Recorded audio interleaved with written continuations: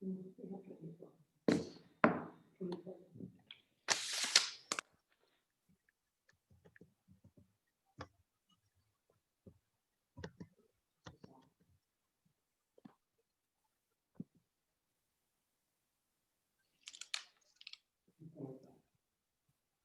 do I have the permission to begin, sir? Sri? Let's, Nusrat, shall we start? Yeah, please. Good. Assalamu alaikum, everyone. I welcome you all to our All Parliamentary Mental Health Summit Working Adults Group session. Thank you so much for joining us this lovely afternoon, and good morning and good evening to people around the globe. We will like to start our day in the name of Allah, and I would request Mr. Umair Hassan to recite a few verses from the Holy Quran. Mr. Umair Hassan.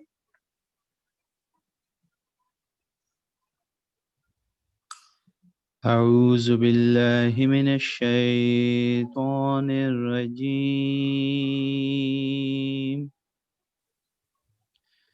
بسم الله الرحمن الرحيم ولما بلغ أشده واستوى آتيناه حكما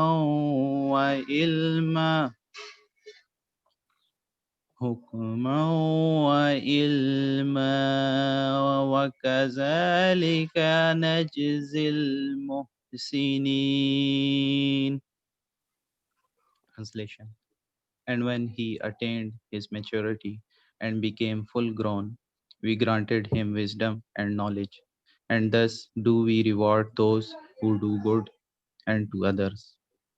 तर्जुमा, और जब वो जवानी को पहुँचे और भरपूर जवान हो गए तो हमने उनको हिकमत और इल्म इनायत किया और हम नेकोकारों को ऐसा ही बदला दिया करते हैं. सदक़ल्लाहुल अज़ीम. Jazakallah. Thank you so much, Mr. Umair. The agenda for the day is on your screen. We'll be going through the list of events which are enlisted over here. It's a 2-hour long program. Without wasting any further time, I would request Professor Imran Chaudhry, the chair of this session today, to please proceed and introduce our panelists for us. Thank you, sir. Thank you very much, Samin. Bismillahirrahmanirrahim. मैं शुरू करता हूँ अल्लाह सुब्हाना ताला के बाबरकत नाम से जो निहायत मेहरबान और बहुत करम और रहम करने वाला है. Assalamu alaikum. Good morning to those who are joining us from Canada and UK, and good afternoon to all of those from here in Pakistan. I would like to welcome you on behalf of the Pakistan Institute of Living and Learning, Mr. Riaz Fathiana, the Member National Assembly and Chair for Parliamentary Task Force on Sustainable Development Goals, the University of Manchester, and my co-chair, Professor Haider Naqvi, who hopefully will join us soon. He's been down with COVID as well. Let me take this opportunity. Okay, मैं आपको briefly panelists से अपने introduce कर लूँ. I think most of them have already joined. Others will join us soon. So Professor Haider is the head of Department of Psychiatry at Tata University of Health Sciences. We have our esteemed Professor Uneza Niaz, who's Director for Psychiatric Clinic and Stress Research Center from Karachi. We have Professor Asghar Zaidi, who's Vice Chancellor, Government College University. We've got Professor Ghulam Rasool from Quetta. We have Professor Lubna Beg, who's Pro-Vice Chancellor for Jinnah Sindh Medical University. We have Professor Imtiaz Doga, Professor of Psychiatry from Faisalabad, and current President of Pakistan Psychiatric Society. So it's a great honor to have him. We have Dr. Samira Kambar Bukhari, Head of Department of Psychiatry at the Services Hospital, Lahore. We have Professor Moti Ram Bhatia, from Head of Department from Nawab Shah, Dr. Shujat Farooq from PAID Islamabad, Professor Farid Jafri from Karachi Medical and Dental College, Karachi. Then we have Professor Dr. Ishrat Hussain, Assistant Professor from the University of Toronto, and also Dr. Umair Hussain from the University of Toronto, Assistant Professor there. It's 5 a.m. in the morning there, so they'll be joining us soon. That's real commitment. Then we have Malia Hashmi. She's the investigative journalist from Islamabad. We have our own Professor Zainab Zadeh. She's a research scientist, professional scientist, and head of child and adolescent section of the Pakistan Institute of Living and Learning. We have Aisha Imran Murtada from Founders House, Lahore. Dr. Sadi Asim, Research Fellow from the University of Manchester and Lancashire and South Cumbria Foundation Trust, UK. Dr. Muneza Ubaid, Assistant Professor from the Community Medicine, Dow University of Health Sciences. Dr. Amjad Chaudhry, Head of Training and Development, Pakistan Institute of Living and Learning. Dr. Ishrat Rizwan, Assistant Professor, Sust University, Islamabad. We'll be joined by Dr. Mina Hussain, who's a higher trainee in psychiatry from the Institute of Psychiatry, London. We have Mr. Yar Muhammad Khan Qazi, social media expert and chairman Zakat Usher Committee, District Bannu, and Ms. Manur Salim, who's joined us as a carer of a working adult with mental health difficulties. Of course, we have Professor Masood Hussain with us from Manchester, University of Manchester, and Professor Naseem Chaudhry, also present as the Chief Executive Officer for Pakistan Institute of Living and Learning, plus the esteemed PIL team members. So, next slide. Thank you. So, this is the second event following the first Pakistan's first all-parliamentary mental health summit that was held earlier in March this year.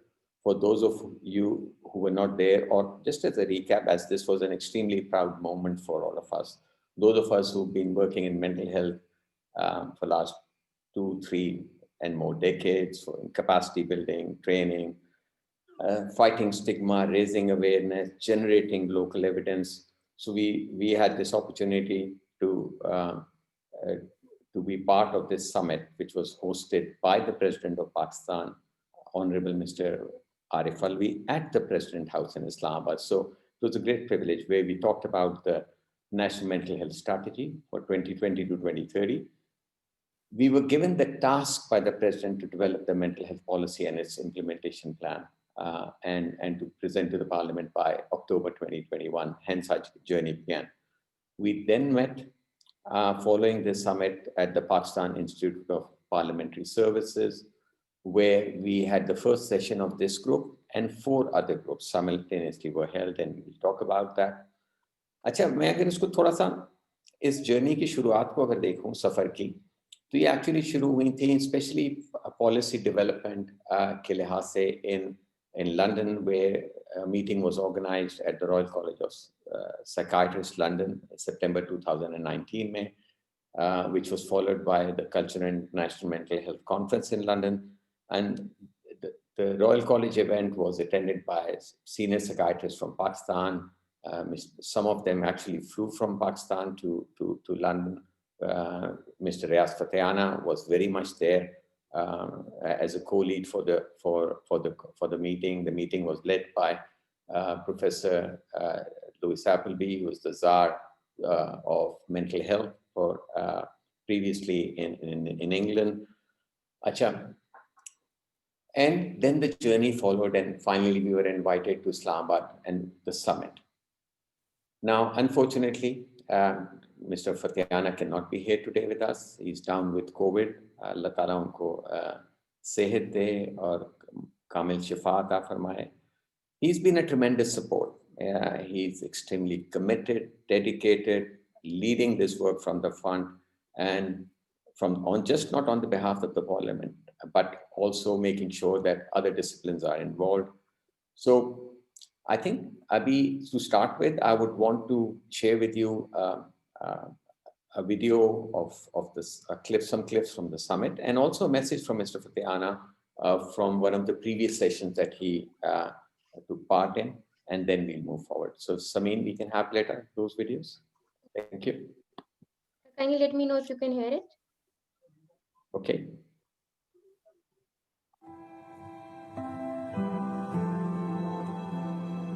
working.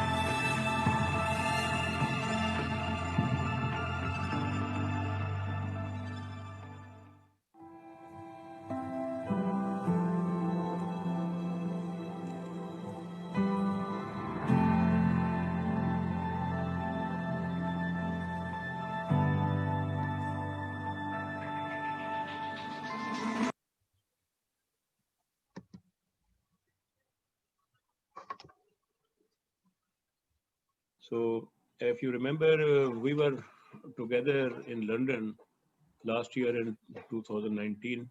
That was a wonderful event organized by you people, and I presented there a paper on mental health.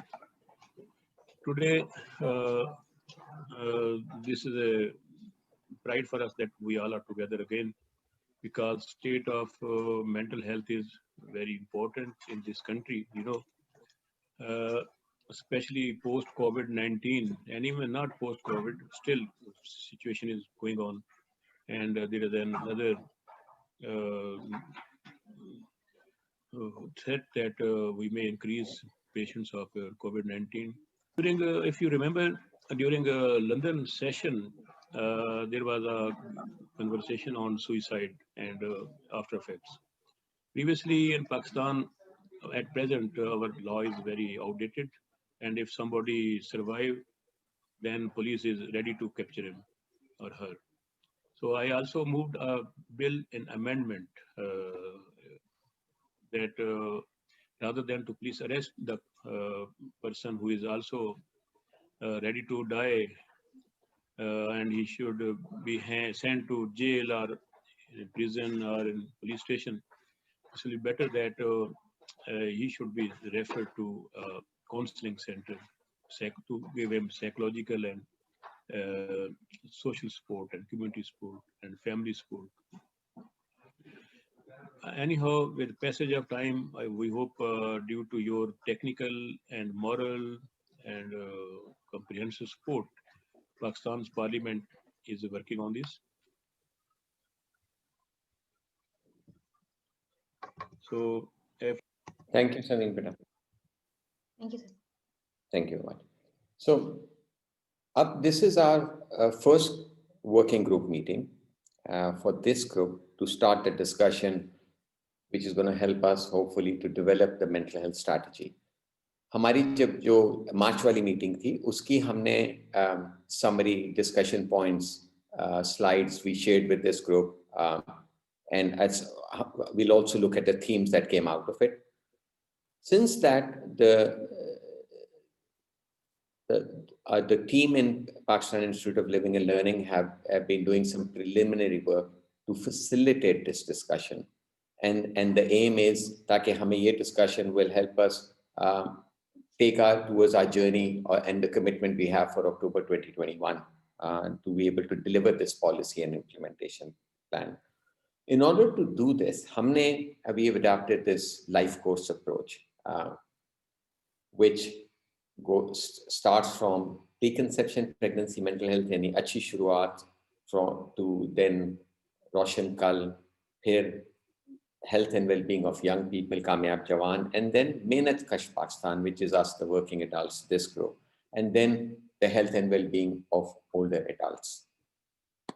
Now, the themes that came out of our discussion group, I'll share those with you. Or iski, beta, next slide pe aa jao.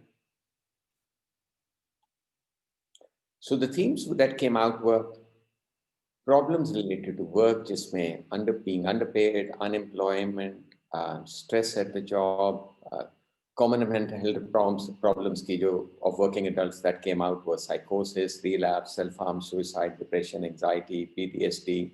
Next slide. Then there was discussion around prevalent problems related to mental health systems in Pakistan. And I'm hoping that hame ye sari jo wo discussion will help us populate today's or trigger today's discussion. There are poor mental health systems, especially in the rural areas, cultural misconceptions, spiritual and religious misconceptions, and mistrust in people towards the medical approach, that the so-called medical approach. Here, we also talked about some solutions and suggestions to improve mental health conditions, destigmatization of mental health problems, culturally sensitive intervention, involvements, taking on board the imams and spiritual healers instead of sidelining them, and engaging hard to reach communities. Next slide, Peter, please.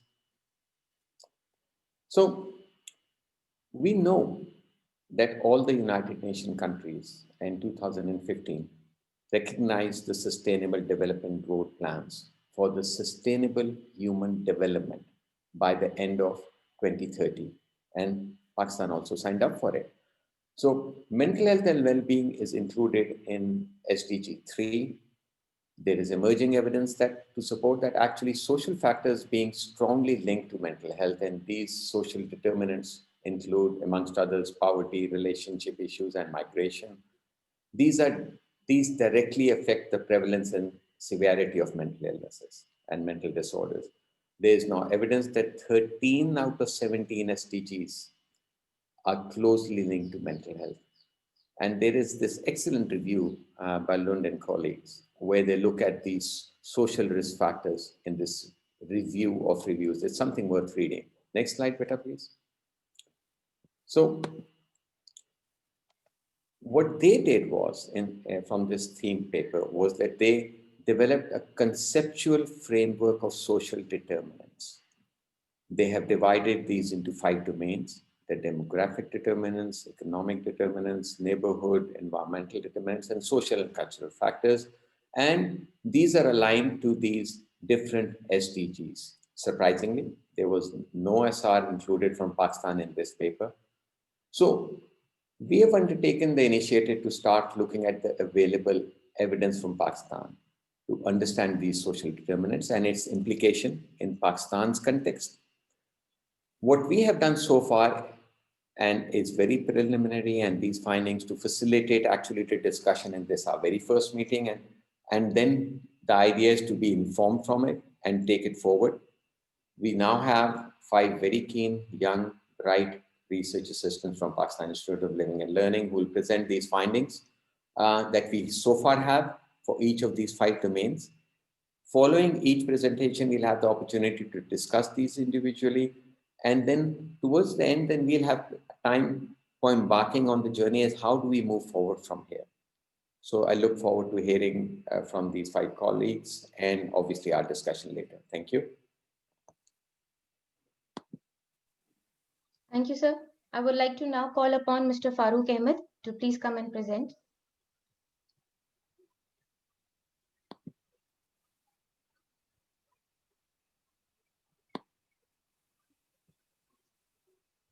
Assalamu alaikum. My name is Farooq Ahmed. I am a research assistant at Pakistan Institute of Living and Learning. Today I'm going to present the preliminary findings of a systematic review. The title is Demographic Risk Factors of Working Adults in Pakistan and the Sustainable Development Goals, a systematic review. Next slide, please.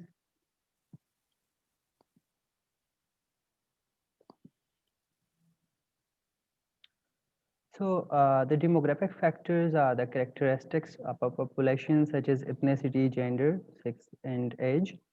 And these are the risk or protective factors of mental illnesses related to Sustainable Development Goal number 5, which is achieving gender equality and empower all women and girls. These demographic factors are mainly linked with 2 SDG goals, which are goal number 3, which is good health and well-being, and goal number 5, gender equality. Next, please. Review questions. So mainly we are focusing on 2 themes. First one is demographic risk factors, which are associated with mental health disorders or distress. in Pakistani working adults. And the second one is interventions, which are focusing on demographic risk factors, which are potentially beneficial to reduce mental health disorders among working adults in Pakistan. Next, please. Yeah, the Fresma diagram, as it shows that we did a total screening of 1,068, out of which title and abstracts included were 16. 4 out of the 16 were excluded because 2 were not in age range and 2 are not related. Now, I'll be explaining the 12 included studies preliminary findings in the next slide. So next slide, please.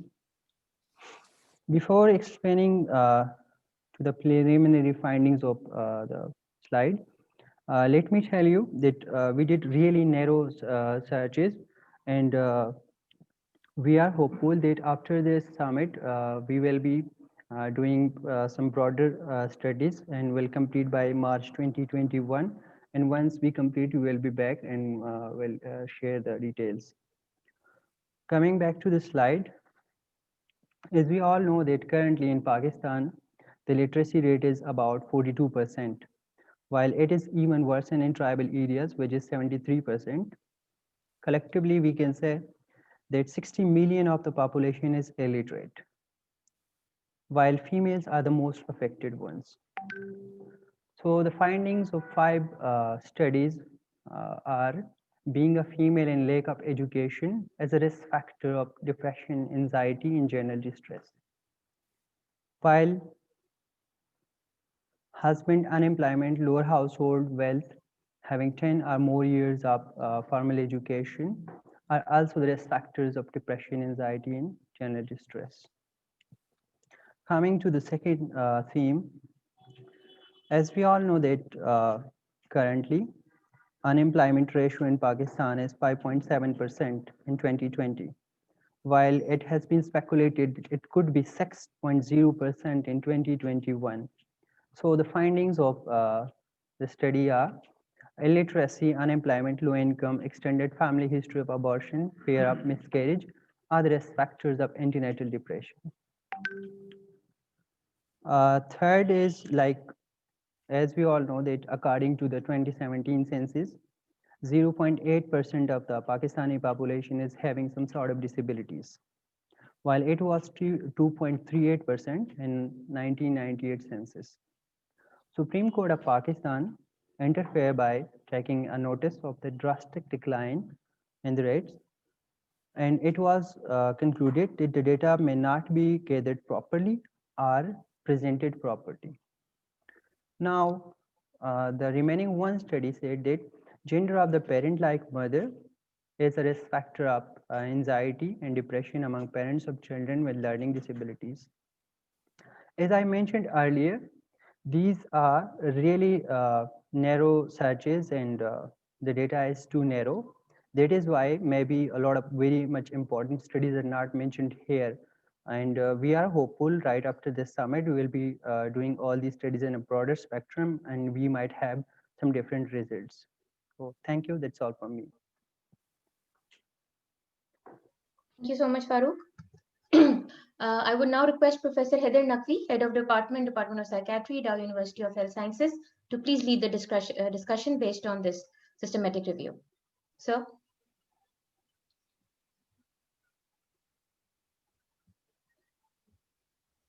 So you're requested to unmute your mic, please.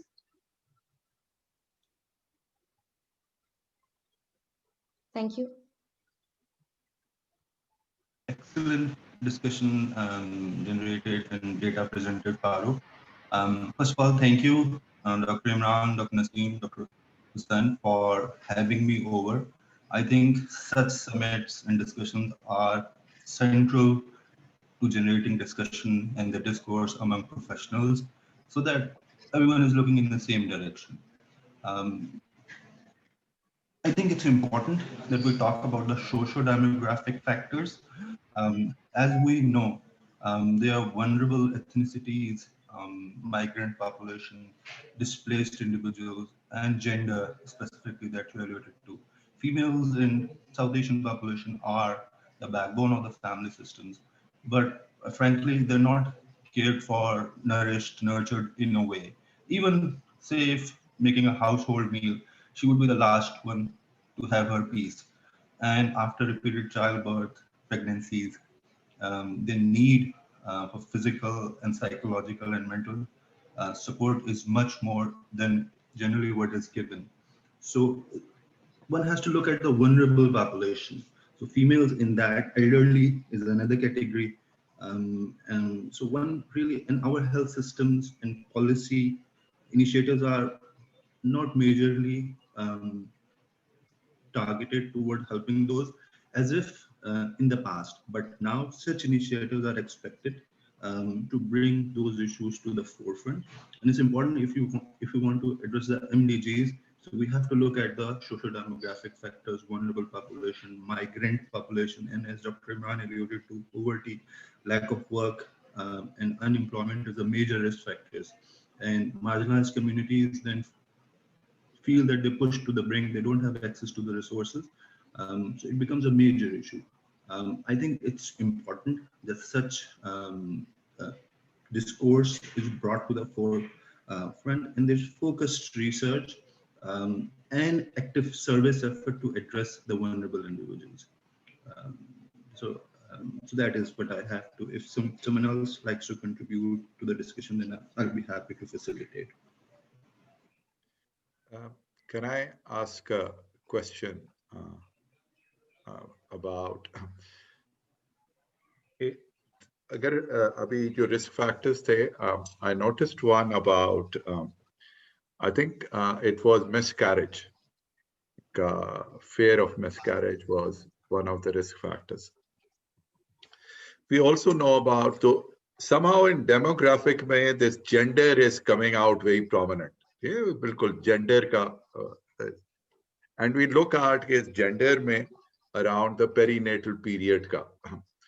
तो अगर ये policy में जाना है and something about the demographics, so it's very well known established risk factor है loss of a child का, कि anywhere across the world this trauma is such a trauma कि stays on, वो family को affect करता है, and not only the mother, कुछ siblings भी होंगे.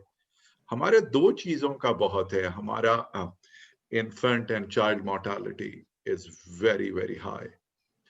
And so I think one of the things in this policy has got to be, how do we work across disciplines? Where do we start कि ये risk factors के हम address कर सकें? हम जितनी भी antidepressants दे दें, हम जितनी भी psychological interventions ले आएं, लेकिन how do we take a step back and look at if the children are dying with कि उनको साफ पानी पीने के लिए नहीं है, तो they'll probably go on to environment also. So I think all of us may need to think about कि ये किस तरह से policy में क्या कुछ होना चाहिए. ये पहला I think it would continue the discussion. So I thought I would present this on one aspect around gender ka.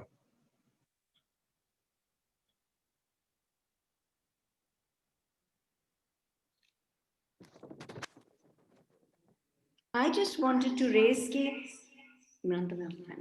कि देखिए ये हम जेंडर, मैं पाकिस्तान बहुत साल बाद आई और मेरा बहुत एक ब्रीफ वर्क एक्सपोजर हुआ इन लोगों के साथ. तो हमारे यहाँ it's a very male dominated society. औरतों को जनरली ही काम करने में या getting jobs, holding on to jobs, ये डिफिकल्टी है. ऑन टॉप ऑफ इट अगर वो या प्रेग्नेंट हैं या अगर उनको मेंटल हेल्थ डिफिकल्टी है and they are wanting to take time off और वो वापस काम, वो क्या, व्हाट इज इट, हमारी ऑर्गेनाइजेशंस में ये अंडरस्टैंडिंग है कि कोई मेंटल हेल्थ के बाद वापस किस तरह काम पे आए, या उसको लीव दी जाती है, या वो एम्प्लॉई या वो that woman, does she have the courage to go and tell them that I am experiencing a psychotic episode or depression और मुझे छुट्टी चाहिए. So इसकी क्या understanding है? I don't even know इसमें कोई work हुआ है. Do we need to look at कि कोई qualitative study जिसमें औरतें, चाहे वो एक laborer हो कि वो दिन की मजदूरी करती हो, या वो कोई executive हो किसी बड़े ऑफिस की, कि एक organizations की क्या understanding है, उनका क्या experience है, what do they have in place for mental ill health. टांग टूट गई तो छुट्टी बहुत आसान है. So I just wanted to raise this point कि ये group ये भी सोचे अपनी policy में कि how do we address this.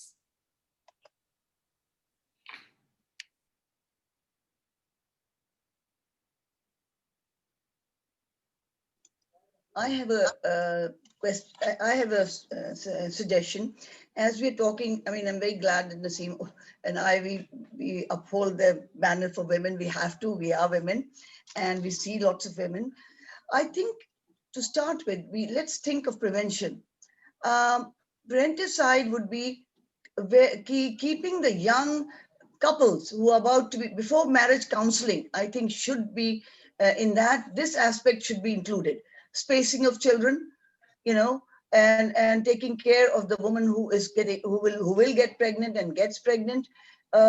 Also, the gynecologist in the primary care physicians, both male and females, could look at young women who are just married or who just been pregnant, and so that they can be informed about all these things. So I think awareness and counseling of young couples.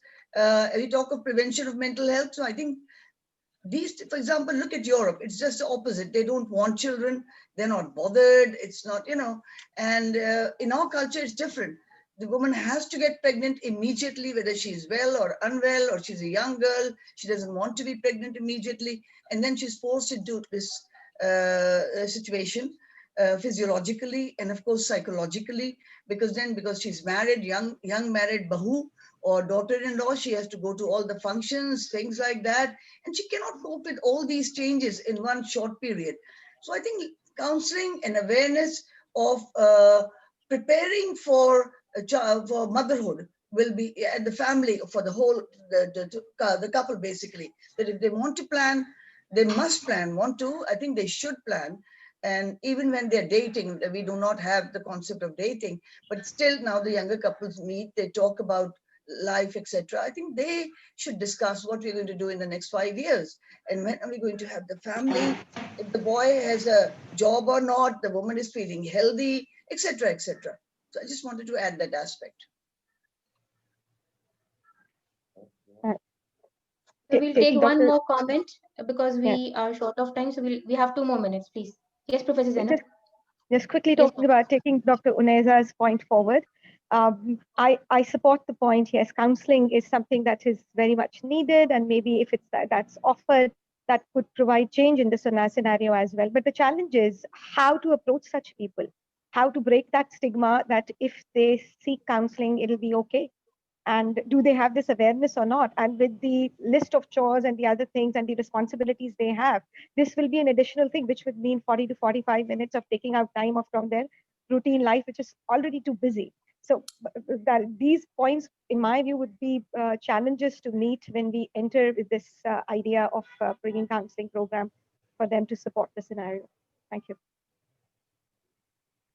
I just wanted to add to Dr. Zainab's comment that it is not that we should be waiting when they fall sick, we will be doing those awareness sessions. It should be part of the curriculum in different organizations. Premarital workshops should be conducted, so that the female knows what to expect, and the relationships also should be understood better. It's not only the hanky-dory thing about being together. It is the actual relationships to deal with the mother-in-law and the father-in-law and all the scenarios or the relationships around you. So the girl, why I say girl, because she's the one who's going to be moved into the new scenario. But of course, it is needed for that male partner also. And when they say, I would just wanted to add one thing to Dr. Naseem's thing, that when you say that some policy should be there, when we're talking about policy about coming back after a mental health trauma or whatever, it is not only that, we have these things in the organization that you have a pregnancy break or whatever, but when the child is being breastfed, those 6 months are so important. That is also not being given to that mother. And I know for practical positions that in public health scenarios, females have not been allowed to have breaks for there's no regular creche everywhere. They are there. I'm not saying it's not totally there, but the creche is also very important. A daycare where their child is being taken care of, and then in between the mother can go and breastfeed. And then we have to address the absenteeism also. Yes, I know. Sorry. Sorry, Sameen, I'm so sorry. Thank you so much, Dr. Munazar. Thank you so much. My apologies. I'm just No, I conscious. understand. Thank you. Thank you. So we'll thank you, everyone. We will continue with this discussion after our second presentation. We have Dr. Ms. Rabia Amjad. Ms. Rabia Amjad, kindly present now. Thank you.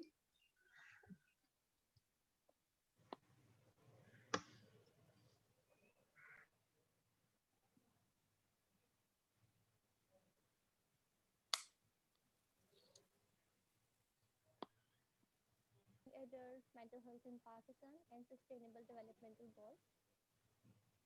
Next, please. Rabia, if you could please increase the volume of your microphone. We are unable to hear you clearly. Yeah, better.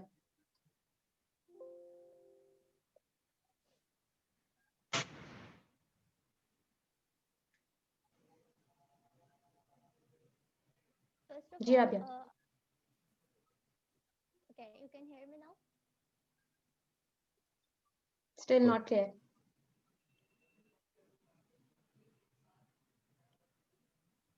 Don't we do this, Sameen Patel? Let's go to the third presentation. That gives Rabia time to just sort her mic out. Okay, sir. Okay, sir. We can go to the third and we'll come back to this. So I would request Mr. Mohsin Hassan Alvi to please present his systematic review, and then we'll come back to Ms. Rabia Amjad. Mr. Mohsin. Assalamu alaikum all. Thank you very much, Ms. Sameen. My name is Mohsin Alvi. I'm a health economist. And today I'm going to present a systematic review and is based on sustainable development goals. And the title of the review is Economic Determinants of Mental Disorder Among Working Adults in Pakistan. Next, please.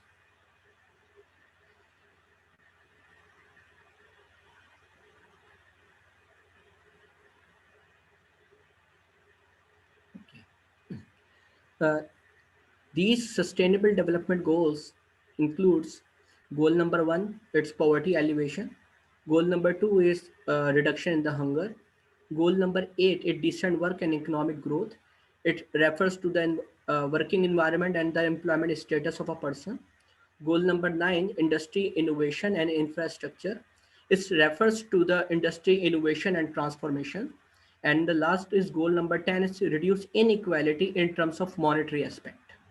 The question of this review is what are the economic factors who will lead the mental health problems, and is there any intervention available in the market who will help to cope up these mental health problems in Pakistan? Next, please. Okay. The left box shows these are the key economic factors, and it is categorized under two categories, micro level and the macro level. Micro level includes income insecurity, financial debts, asset loss, food insecurity, employment status, financial strength, and the macro factor include income inequality and the recession. These key economic factors associated with the multiple psychological disorder have been mentioned in the right side box. These keywords have been searched in different electronic database and have been mentioned the below of the slide, and we have got the result from them. Next slide, please.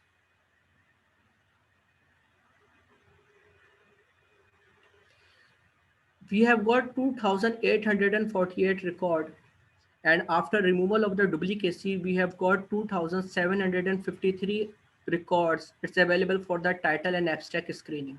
And after reviewing the title and abstract, we have got 22 articles, 22 abstract. Then after removal of, after these 22 abstract with the full text, we have just included 7 articles in the review. Next, please. Okay. This is just a beginning. And again, these are narrow focus finding as mentioned by the Farooq. There are few research groups and institutions working under the similar domain. So still we would need more work to do in this regards. Well, uh, different types of economic themes have been found from the searches on the electronic database are include risk factors and potential intervention and the way forward to cope up mental health problems in Pakistan. Initially, 4 evidences have been noted that indicated the risk factors of the mental health issues. Number one, anxiety and depression among working women. Number two, suicides are caused by lockdown related economic recession. And the last is the food insecurity will lead to the antenatal depression. Moreover, 3 interventions were also suggested that includes economic skill building and microcredit finance. These 2 programs, along with the adequate therapies, that is considered that the low cost effective interventions to improve the health outcomes in the Pakistan society. Besides this, behavioral activation intervention would be useful in treating the depressive symptoms in Pakistan. Next slide, please.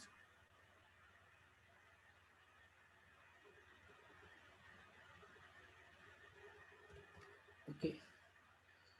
And the way forward is proposed based on some of our existing work.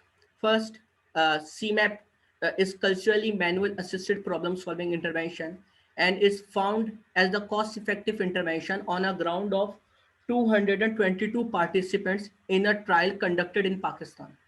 Recently, its comment on the manuscript have been submitted to the journal editor and the name is Value in Health Regional Issues. Secondly, LTP Plus is an intervention abbreviated Learning Through Play Plus delivered to the depressed patient in a trial with a sample size of the 774 and this intervention was noted as cost effective. On a basis of this trial, we have a larger study of the same intervention on a depressed father and now it is at implementation stage. Alhamdulillah. Uh, Now, these costs are comparable to some extent with the standards of NICE and the WHO guidelines. The standard cost to gain a single Cali somewhere around to 20,000 and 30,000 GBP. So in conclusion, with the rising rate of unemployment along with the drastically increase of mental health illness cost, so more working groups should come together with the new findings in the same domain because this is a priority of a citizen to find the best possible outcomes, best possible treatment in a reasonable and minimal cost. Next slide, please. And this is the end of my presentation. Thank you. Thank you so much, Mohsin. I would now request Dr. Shajat Farooq, Associate Professor and Health Economist, Pakistan Institute of Development Economics, to please lead the discussion for this systematic review. Thank you. Bismillahirrahmanirrahim. Respected participants of this forum,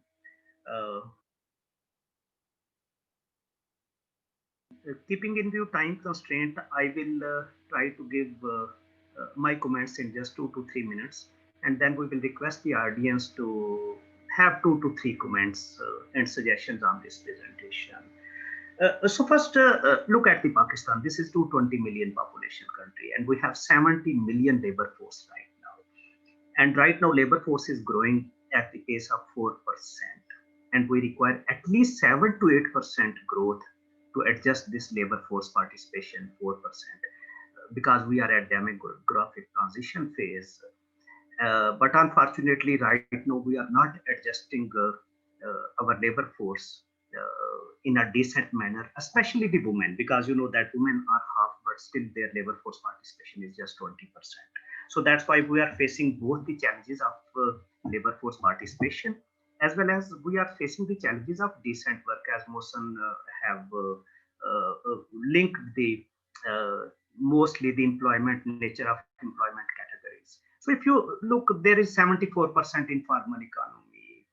2/3 of women are working in agriculture sector, and they are mostly the unpaid family worker. And I have one paper that showed that now employment is not the issue. It is the quality of employment, because most of the population who are working, they are poor. So this is working poverty issue. So Mohsen, I have a few suggestions to improve the analysis. First, since you have conducted the reviewed analysis, but often you know that the reviewed analysis face certain limitations. A review could be, there could be old studies, and sometimes you have very minimal case studies that have covered not the whole Pakistan. So you can establish and strengthen your analysis from the DHS and labor force survey, and even there are information of food security. You can consult the highest 2018-19 data. Second, you can interact with certain ministries and organizations like microfinance institutions, Benazir Income Support Program, recently the ISA strategy, who aim to uplift the poor and marginal segments. And third, you can also review the ongoing government policy initiatives for poverty alleviation and livelihood opportunities. So I suggest that you can work on these dimensions. It will enhance the worth of this study. Thank you. And now I request the audience to please make maximum 2 to 3 comments, keeping in view the time limit of 2 to 3 minutes, please. Thank you.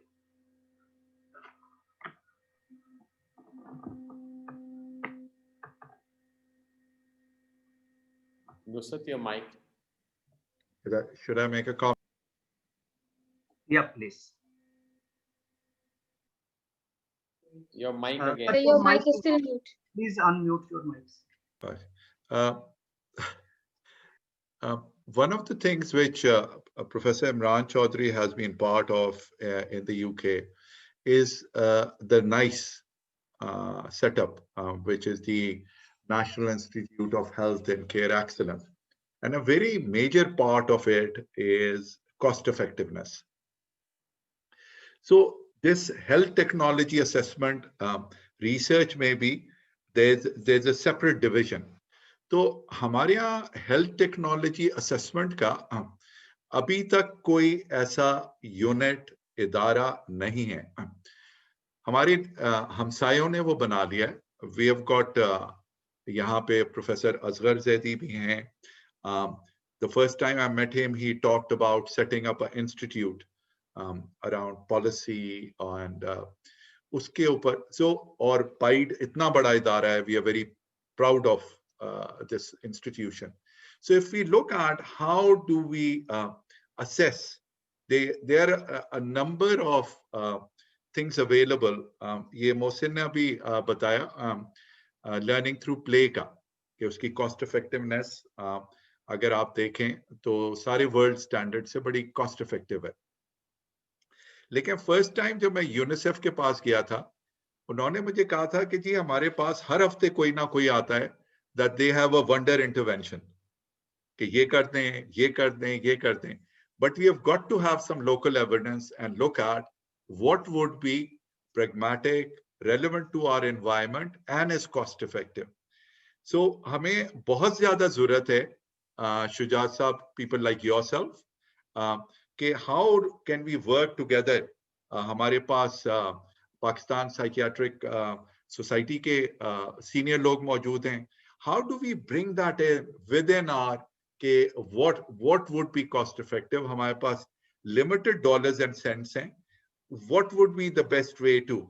अभी ये suggestions हो रही हैं कि जी mandatory होना चाहिए this one workshop for couples. My question would be, if I'm sitting there, मैं कहता हूँ क्यों होना चाहिए? I don't think it's worth it. So you have got to come with the rationale. You have got to be, we are scientists. And we say, we have shown this, and this workshop is going to be important. Isko karne. So that would be my suggestion, recommendation to this group. Sir, thank you. Thanks a lot. Any other comment, please? One comment more. I just wanted to ask Dr.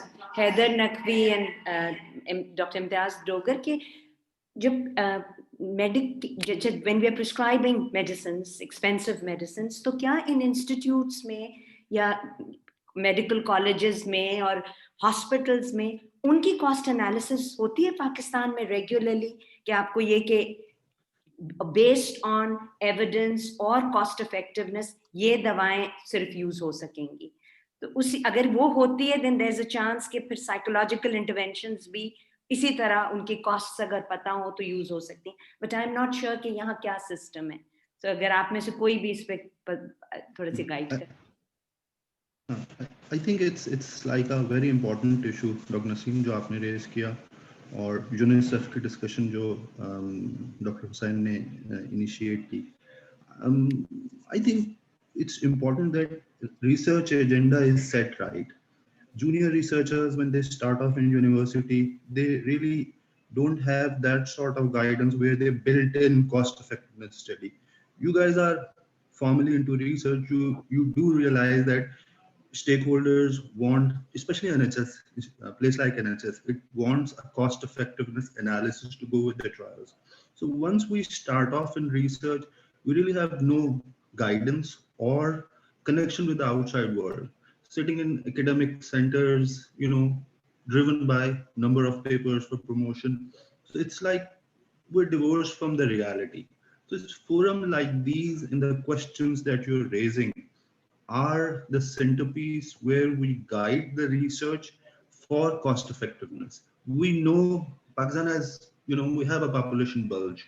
Some of the work you're doing with CBT that they're being delivered with minimally trained workers. We have a manpower.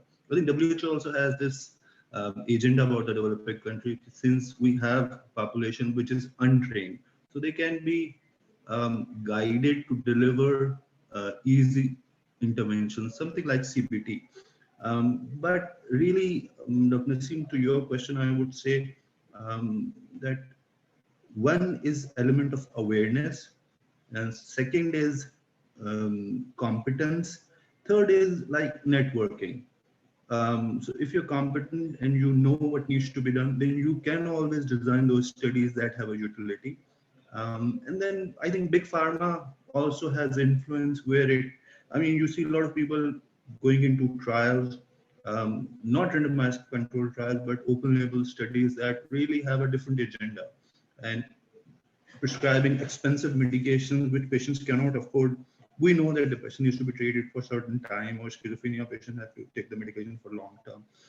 But unless we build in, and deficit in one state does not cover treatment. Say if somebody has a bad marriage and there's a domestic violence, so one needs to have those sort of skills where you bring in the partner and initiate a discussion on what she wants and what he wants. If I'm prescribing 20 milligram, and if I don't initiate the discussion and I raise it to 40 or 60 milligram of fluoxetine, that's really not an answer. So the effective psychosocial interventions that are tested and that are cost effective will go a long way. So I'm so glad that you guys are raising those questions so that people like us who want to go into research or develop a research career go in a direction that would have utility in future. Thank you. Thank you so much, Dr. This is Dr. Imtiaz Dogar. Go ahead, Imtiaz.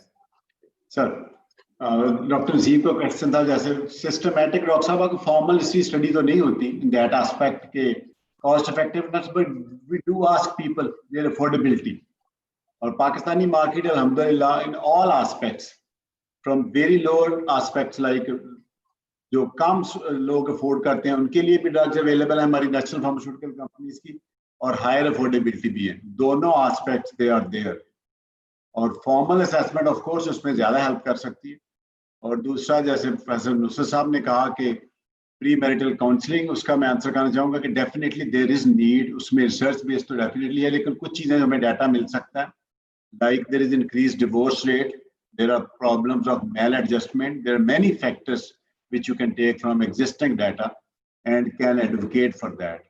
It's very, very important to go for premarital counseling.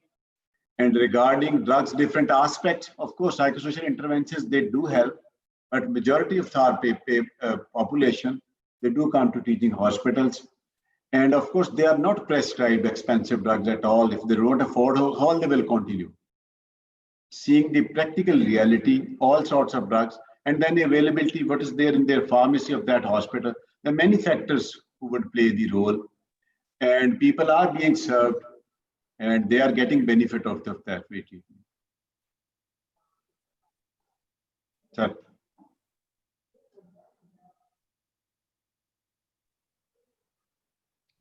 Thank you. Sameen, how are we for time? So ma'am, we are short of time now. So I just wanted to ask if Professor Imran would like to comment, and then we move on to Rabia's presentation, sir. Yeah. So I actually agree with Imtiaz. So we are in this fortunate situation, but it's us as clinicians that we need to inspire that confidence into our patients, our population. You know what? There are choices available. You don't need to go for name stuff, and hence most products are from very high range to more economical ones. We don't need to write these specific branded names.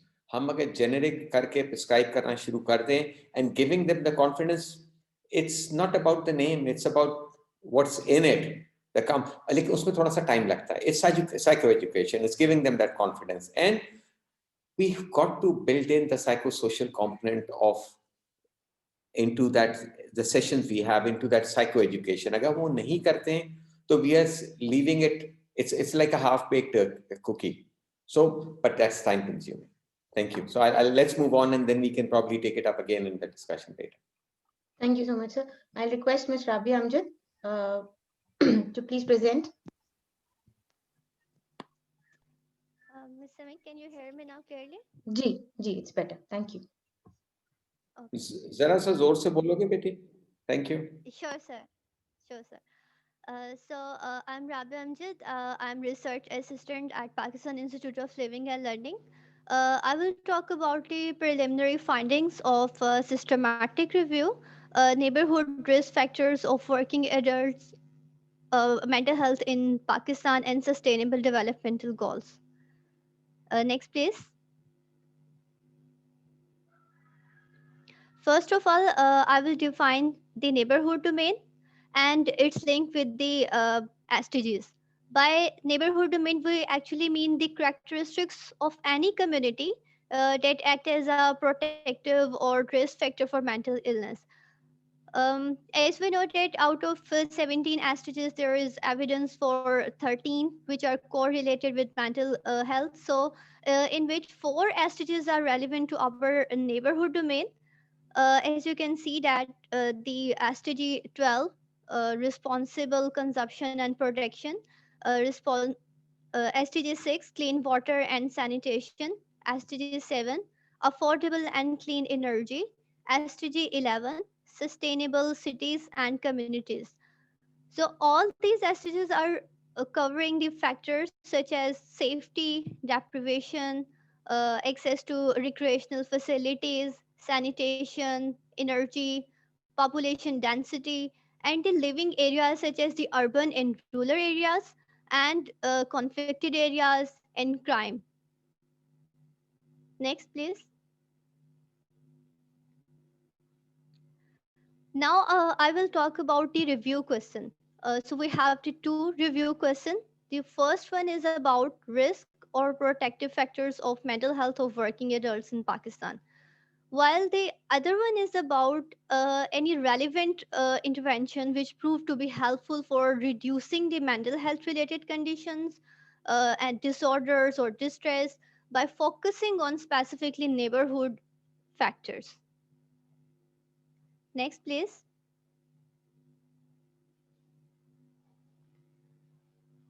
So this Prisma diagram showing that after running different search strategies on different electronic database, we found actually 434 studies, in which 20 studies we included after screening their titles and abstracts. So by considering the inclusion-exclusion criteria of our study, total 11 studies were excluded, in which 10 studies were excluded due to not meeting the age criteria, and one was excluded because it was not relevant to our study. And then total, we have 9 full text articles which we included in this review. And these articles actually lead us towards the preliminary findings. Next, please. So, as our search strategies is narrow, only 5 themes were included in our preliminary results section.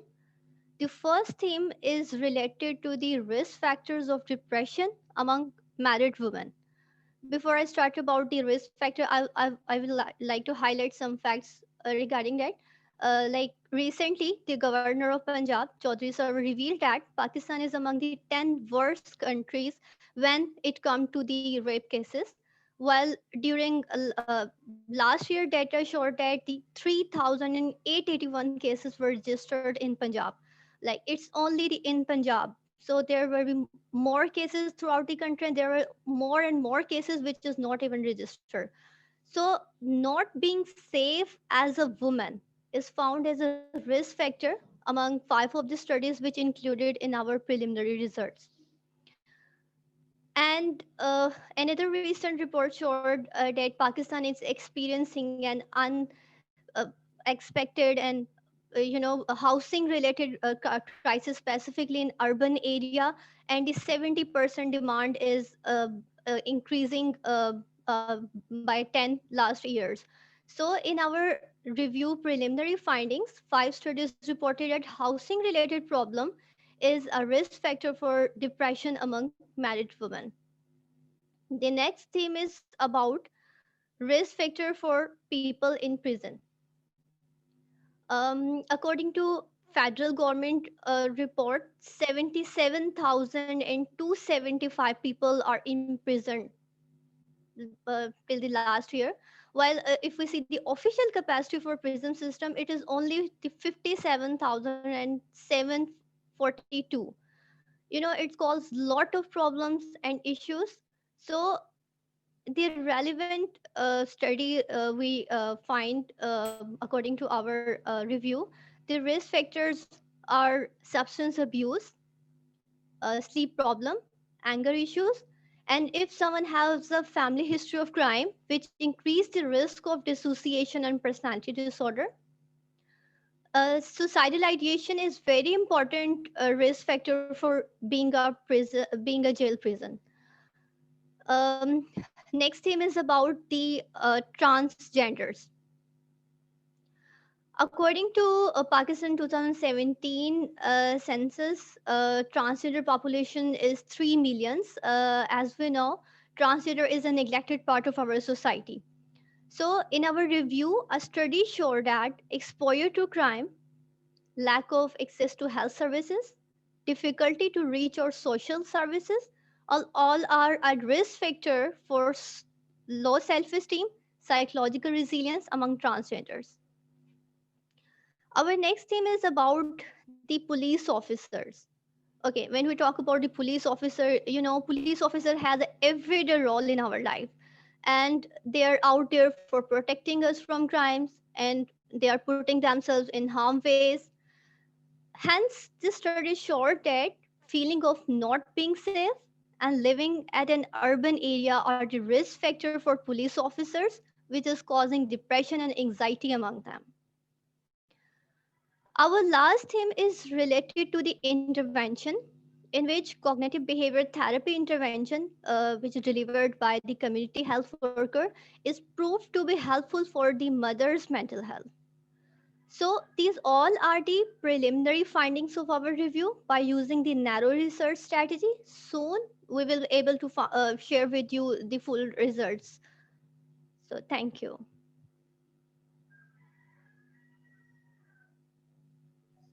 Thank you so much, Rabia. Now I would request Professor Zainab Zadeh, Director Psychiatric Clinic. I would request Professor Uneza Niaz, Director Psychiatric Clinic and Stress Research Center, Karachi, to please lead the discussion. Professor Uneza?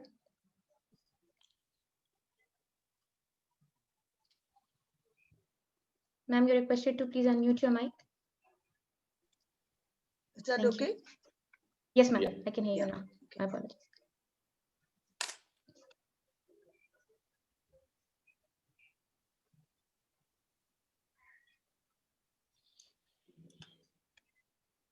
Nusrat, your mic.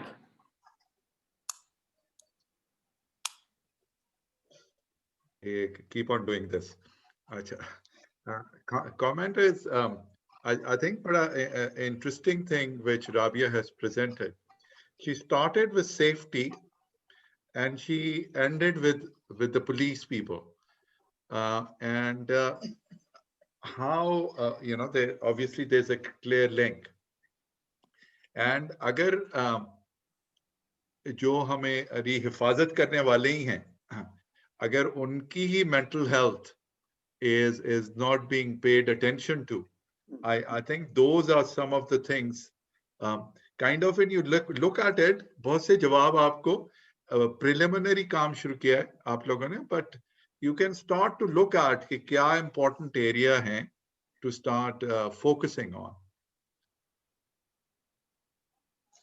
I think in our culture, we all know that lots of sessions have been carried out for the trainees in police academies and the constables and the people on the road dealing with public. For example, I'm a trustee for the Pana Shelter Home in Karachi, which is a wonderful shelter home for disturbed, destitute women and women who are affected by violence in society in general, interpersonal violence, etc., domestic violence. Most of the problems, yes, are, I think they are kind of multiplied by the police officers. The way they treat the woman, the family, and everybody. And that's why I think at one time, Benazir Bhutto started the women police officers. And then the police women, they disappeared. There were no police stations, women police stations weren't there. And even I think there is some very, I mean, even with the women police officers, the men police officers don't like them. It's, I think that gender bias, you say, or the masculine control or whatever, I think that thing has to be worked out, especially in this context. I think what we need to do is, like the doctors, the nurses, the social workers, there is, when we teach them, we don't teach them that it should be a gender difference between you're working with patients or clients or whatever. I think we need to create a sensitization, and this has been done even in shelter homes like Pana. Lots of social workers, lots of Women's Action Forum people, etc. They wanted to sensitize police officers how they can be kinder to the women. Of course, if she's a criminal or she's been caught, stealing or whatever, how to handle them, how not to insult them, and treat them as human beings, and not become like old housewives and say awful things. You came out and you're a disgrace to the family, etc. I think talk to her like you talk to anybody else. So I think that concept, that very impression, that very, I don't know how to put it, the very mindset of these people has, and I don't know how long it will take. But I think we need to work on that, definitely work on that. And I think all these women organizations, they are talking about all these things, especially in the recent rape cases and the most horrendous rape cases with little girls, etc. But I think nobody is actually thinking of, we talk of police reforms, but we should also talk of police and public service men to be aware of the very sensitive gender issues, not to humiliate the person, not to all those things. So I think that is very important, and women will only feel safe. But then what do we do as clinicians? I think women also have to be taught, lots of self-defense strategies. They also should, we have a lot of self-help groups for these women. It's a big, I think it's so much going on in our environment. It's very difficult to tap. And I think you people are very, very good, Nusrat and Imran, and how you get things to the root of the things and get to the nitty gritty and give simple solutions. Why don't you think of this? I cannot think, because when I think, because being a woman and seeing all this, I get very sentimental, very upset. And when I look at it, it seems very difficult to sort of sift through this horrible mess and find ways to deal with it. So I pass it on to you. If I can, if there are two people who are very keen on, if we can first have comments from Aisha and then from Dr. Mina. Dr. Aisha, if you go first. Well, thank you very much. I've been listening to all. It's really very, many things were very eye-opening. We have discussed a lot about like fear factors and insecurity people have, and many other psychological and things. I'm heading human resource department here, and what I would like to say that in organizations, actually the human resource management systems and cultures need to have certain standards, maybe looked after by some policy people around there, like we have Punjab Healthcare Commission for the people who are working with health, and they're coming in and they're saying different things that we should look after the standards. There should be some standards in the policy that human resource management of any organization should be having very healthy cultures for their staff. मुझे मौका मिला जाने का America में. I saw the State Department there.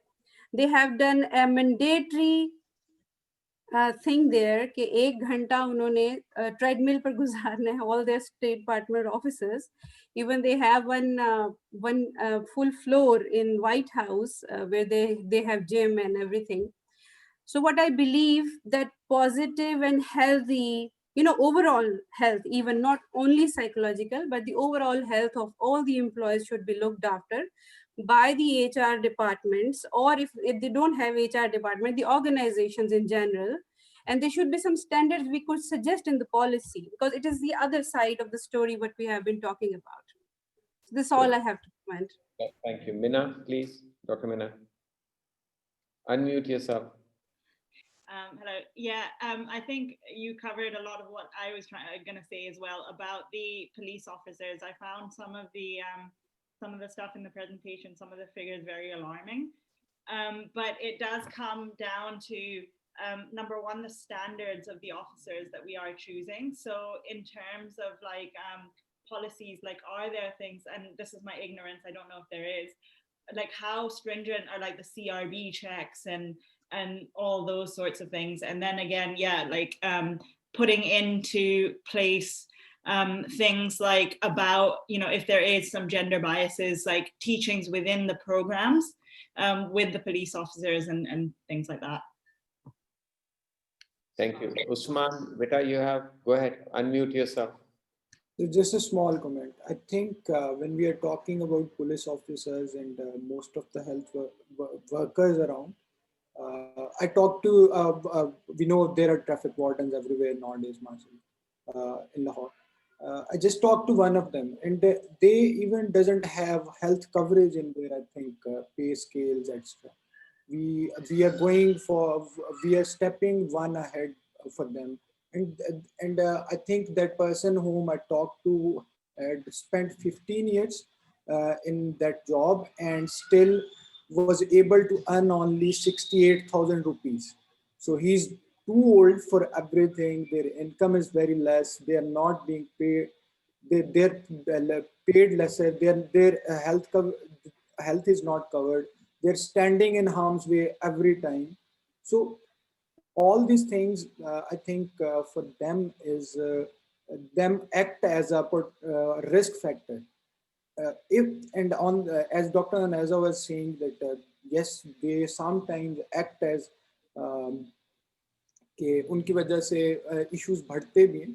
I think when their problems are not solved, people are unable to make a difference between their own problems and other problems, so they kind of converge those. We need that barriers where they feel protected, and then they can move forward to us also.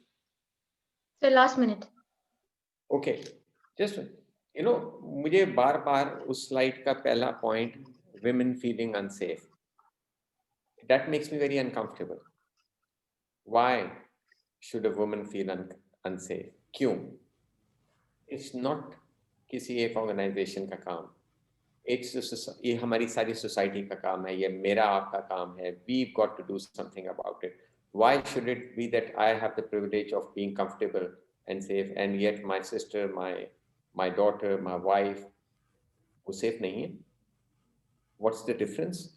Look at this forum.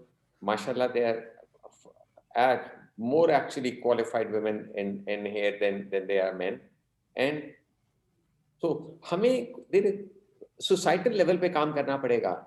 This is not right कि जी ये जो है ना कि औरतें कमजोर हैं. They are not कमजोर, for God's sake. ये कोई कबड्डी का मैच तो नहीं है यार. This is not. This is, we are talking of, this goes far beyond that. And it's about it's about their role in society. It's about their status. It's about their contribution. And for God's sake, their contributions, not just outdoors, their contribution at home as well. Keeping the family together, bringing it up. What are we talking about? And in fact, हमें लोगों को ये बताना है कि look at वो घर बर्बाद हो जाते हैं जहाँ एक माँ का औरत का role is not in respected and in the right place. मर्दों से नहीं हो सकता वो चीजें. So इनके multitudes of roles, और ये हमारा दीन भी हमें सिखाता है. It's just not that. Somehow हमें we lose that sight. And लेकिन all I'm saying is कि we all have to, we got to make it everybody's business. One. Secondly, we can take it up later in the discussion as well. कि the mental health of in forensic services, in police settings, in jails and stuff. Having started our work in forensic services for mental health, it was very interesting when the first time we with these PIL team members, I sat with the IG prisons, and the session and discussion we had, you know what? हम तो कहते prisoners की mental health के लिए. तो वहाँ जो IG, DIG और जो बाकी superintendents बैठे थे, कह रहे थे, डॉक्टर साहब हमें भी support चाहिए, हमारा भी तो ख्याल करें. We just ignore. हम expect तो उनसे कर रहे हैं कि वो हमें अमेरिका वाली सर्विसेज दें, यूके वाली दें. हमने उनका कितना ख्याल किया? How much are we protecting and training them? How much are we? So I think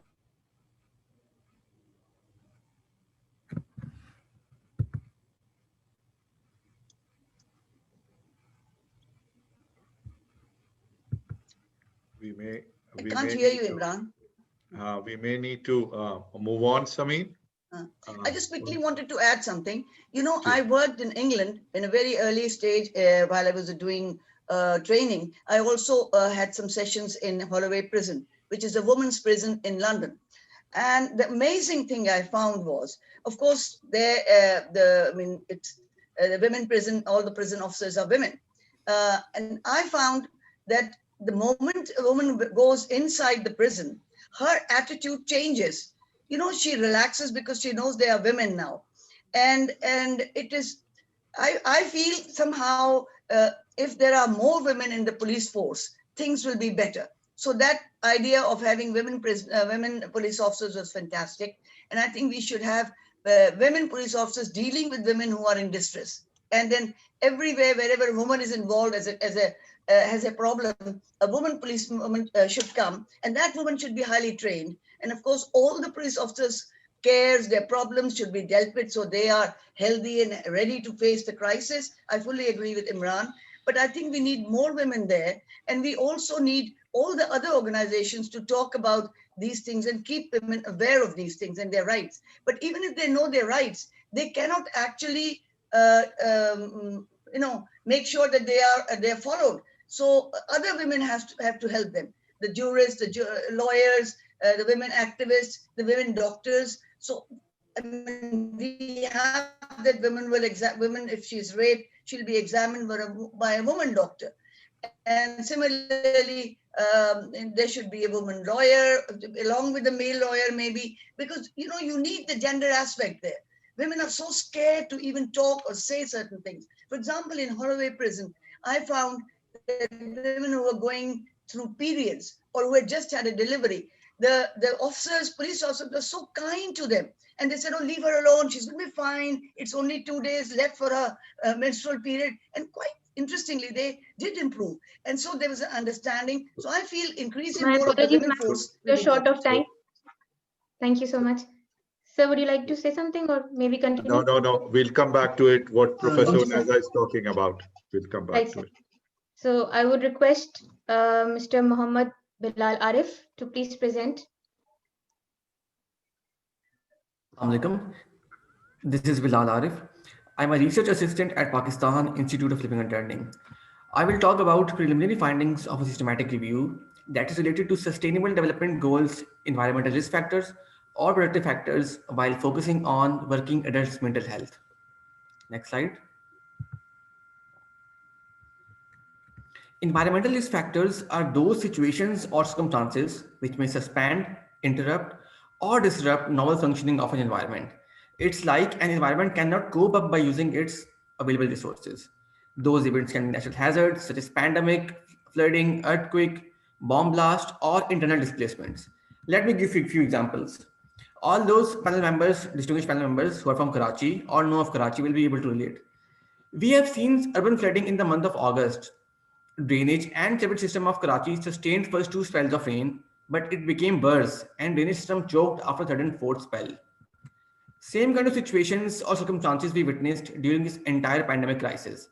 Our health system catered patients for a few weeks, but then it was unable to hold more. Similar kind of situation we have witnessed again during earthquake of 2005 and several bomb blasts in past 2 decades across the country. During the next slide, during the process of systematic review, we focused on 2 review questions. First one was to identify environmental factors associated with mental health disorders in working adults of Pakistan. Secondly, we looked for psychological interventions which may have a potential positive impact on mental health of Pakistani working adults. Next slide. Okay, now I will talk about Prisma diagram. Initially, we screened out 166 articles using our narrow search strategy on different databases. Out of those 166, only 7 fulfilled our inclusion criteria on title and abstract stage. And out of those 7, 3 excluded. The reason was that one was not from Pakistan, one research was conducted in multiple countries, while third one didn't match our age range. So total 4 articles were included in full text stage. Next slide. As I mentioned earlier that COVID has a negative impact on a society. Specifically, if I talk about this research, it has stated that COVID has a negative impact on mental health of nurses. As we all know that leadership is an important integral part of any institution, and depending on the leadership style, it can act as a risk factor or protective factor. So we have found out in that research, leadership proved to be a protective factor in this pandemic situation. We have 2 studies that are related to internal displacements. We have seen during our war on terror, we have witnessed 2.2 million internally displaced people from Khyber Pakhtunkhwa, specifically from federally administered tribal areas and Malakan division. It is stated in our findings that pre-existing mental health disorders and symptoms of post-traumatic stress disorder are more prevalent in IDPs. Second research has proved that those individuals who migrate from one place to another as a result of environmental factors, they have higher risk of depression, anxiety, and stress. Along with that, loss of a family member or accompanying of females, resulting in negative well-being as a whole on particular IDP group. Our last study that fulfilled our inclusion criteria has stated flood as a risk factor for depression among rural population. In the end, I would like to mention here that these are preliminary findings. We are expecting to complete this review soon. Then we will be able to share our complete findings. Thank you. Thank you so much, Bilal. I would now request Professor Zainab Zadeh, professorial scientist and head of child and adolescents at Pakistan Institute of Living and Learning, to please lead the discussion for this systematic review. Bismillahirrahmanirrahim. Assalamu alaikum and a very good morning to everyone. It's a pleasure to be part of this very interesting discussion. Bilal, thank you very much and congratulations to your team and yourself to be able to come up with these views and the facts that you've gathered, which has highlighted very important environmental factors related to risk and protective factors related to mental disorders in working adults in Pakistan. So thank you very much for sharing these facts. I'll not repeat any of the points that Bilal has already shared because we are aware of those factors and Bilal has very well explained it. But I'll just put up my arguments related to these points, keeping in mind 3 points. And the other, the points that I'll be talking might be connecting with the previous points as well. And then I'll request other members of the session to share their views. First point that I would like to bring in for reflection and discussion is related to employee assistance program services available in our country.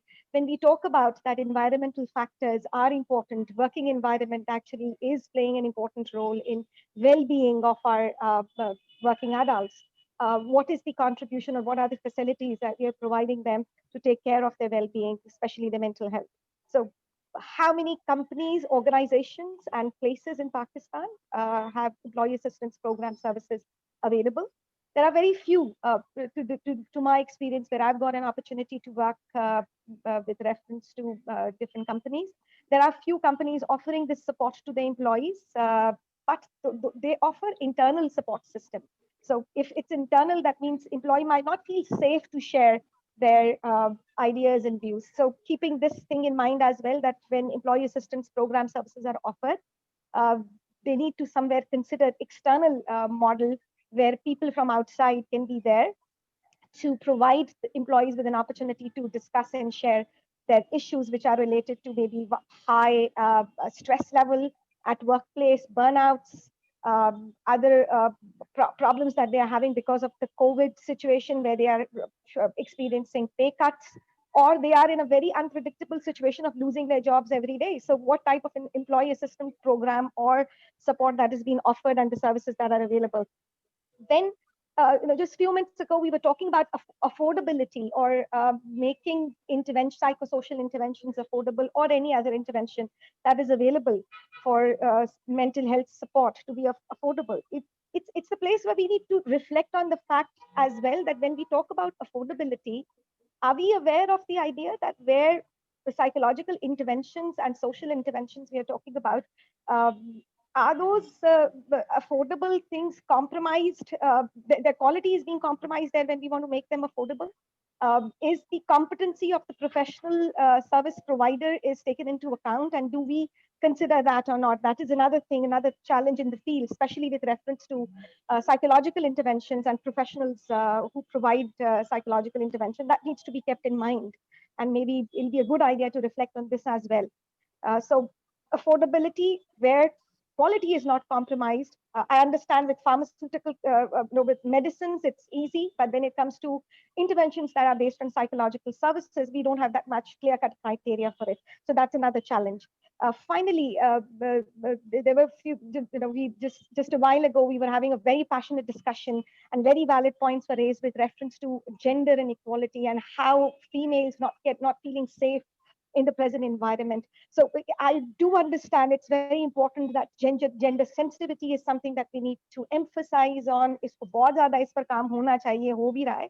But somewhere we need to reflect on the idea as well. Have we stopped working on people reflecting on they being human? हमको पहले तो इंसानियत का सबक देने की जरूरत है ना. इंसान को इंसान समझेंगे तो हम शायद ज्यादा बेहतर तौर पे अपने responsibilities को भी समझ सकें, अपने duties को भी अदा कर सकें. Somewhere it's important to understand the idea that where we inculcate gender role things to people, and we are emphasizing so much on education related to that. Have we stopped speaking like topics on humanity, इंसान का इंसान होना, क्योंकि यही सबसे मुश्किल है. और हमने स्कूल कॉलेजेस हर जगह मिसरे तो हमने बहुत पढ़े, लेकिन शायद आगे आते आते it just slips out of our mind. But वो है ना कि करचे दुश्वार है हर काम का आसान होना, आदमी को भी मयस्सर नहीं इंसान होना. तो वो इंसान होने से शायद male female safety environmental factors, all those could be taken care of. So with this, thank you very much for your attention. And now I'll request other members to share their views. Thank you very much. I'd like to butt in, sorry, Zainab, what Zainab has just mentioned about, sorry, I can't, is it khul gaya mein आवाज आ रही है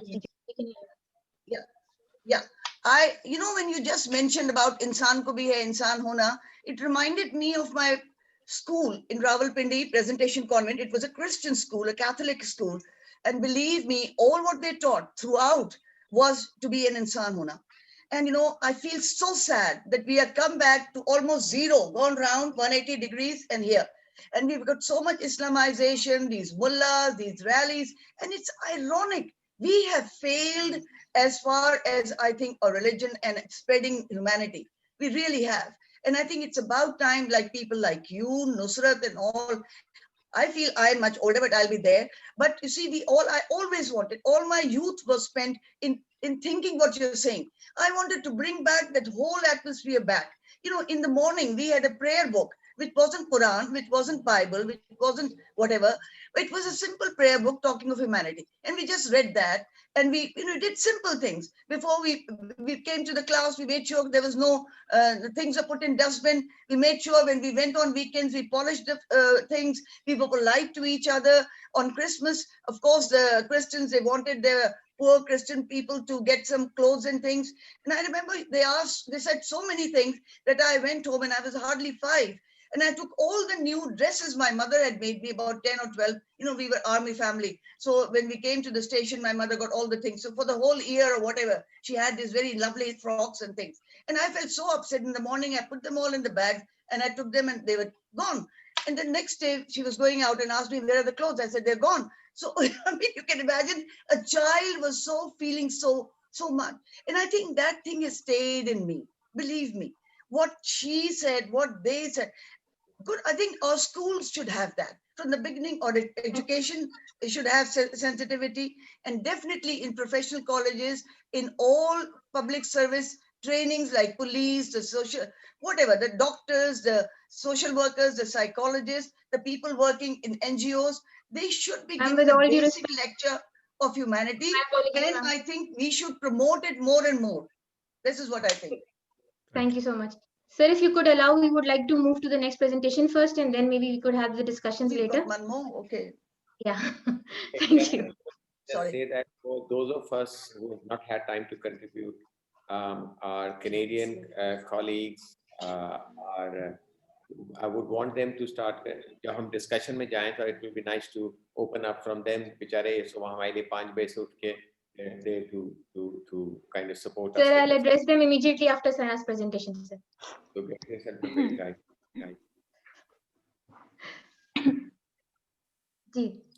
Sana, I would now request you to please present. Thank you. Okay. Assalamu alaikum, everyone. My name is Sana Azam. I am research assistant at Pakistan Institute of Living and Learning. Today, I'm going to present the preliminary findings of social and cultural determinants of working adults' mental disorders in Pakistan and the Sustainable Development Goals, a systematic review. Next, please. So first, I will define socio-cultural factors. Social and cultural aspects are defined as ways in which the organization of society, social interaction, and relationships act as a risk of and protection from mental illness. SDG 4 is closely linked to social and cultural aspects, which include education, social cohesion, social class, intimate partner violence, social isolation, discrimination, and violence in surroundings. Next, please.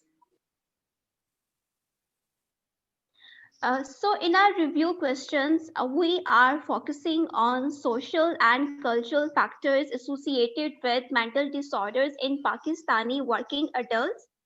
And we are also looking for interventions related to socio-cultural factors to reduce mental health disorders. Next, please. So now I will talk about Prisma diagram.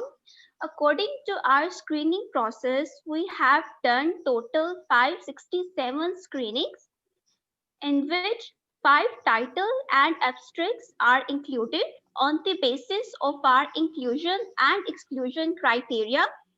In those, 3 full text articles are included.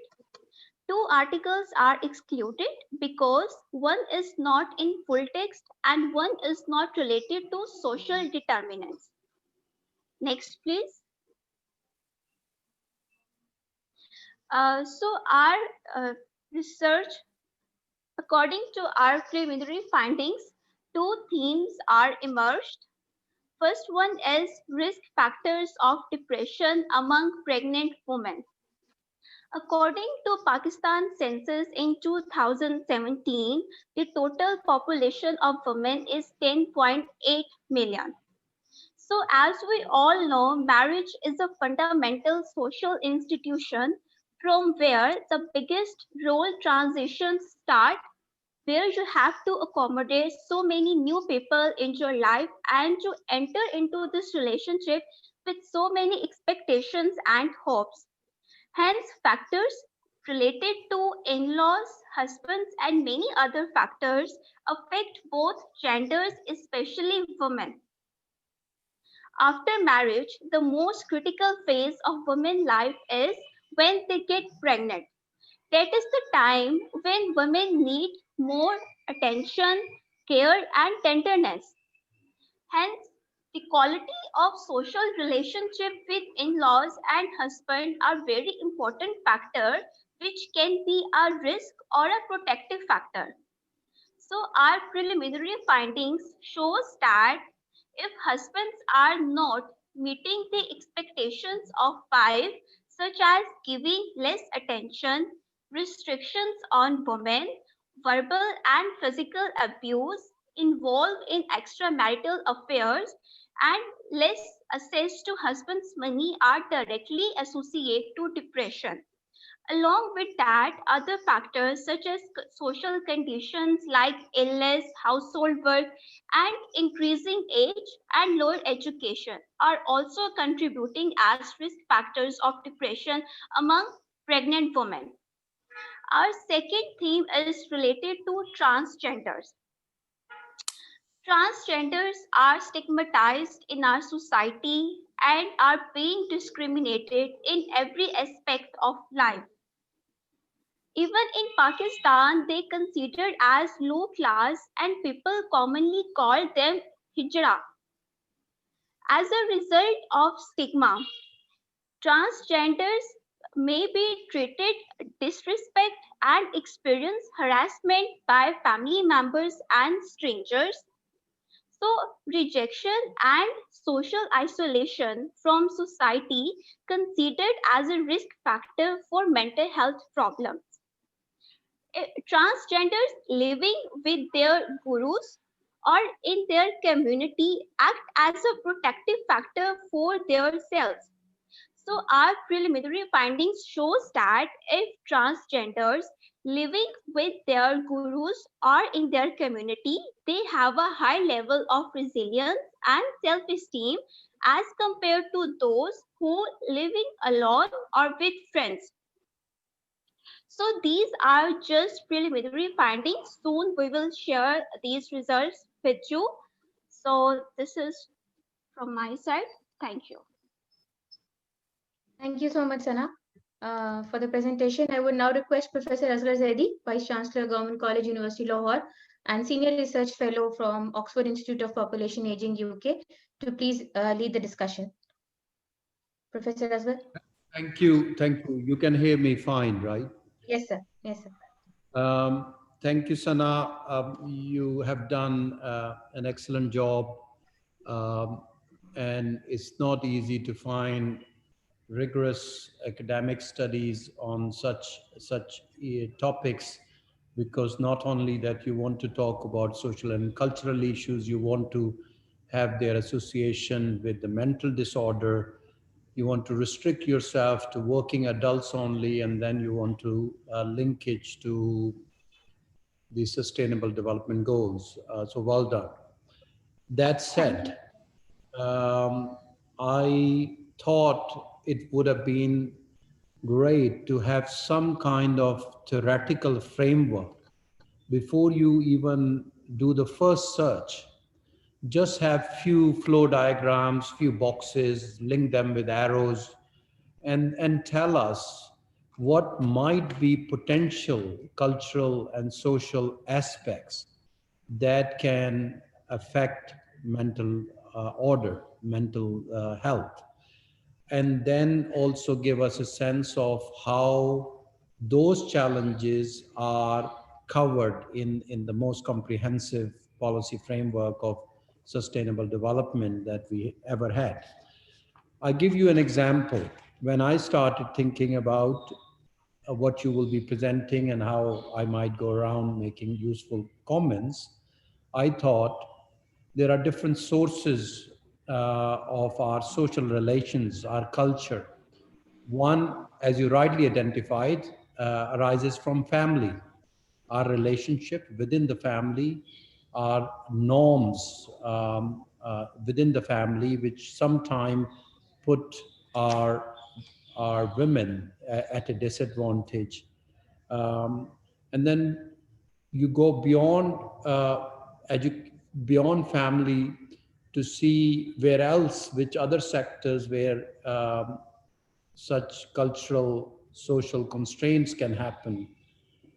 And that could be opportunities in education, that could be opportunities in employment, that could be even opportunities of justice in judiciary. So you could think of multiple layers where the societal norms are affecting our mental order, mental health. So I would have liked to see that.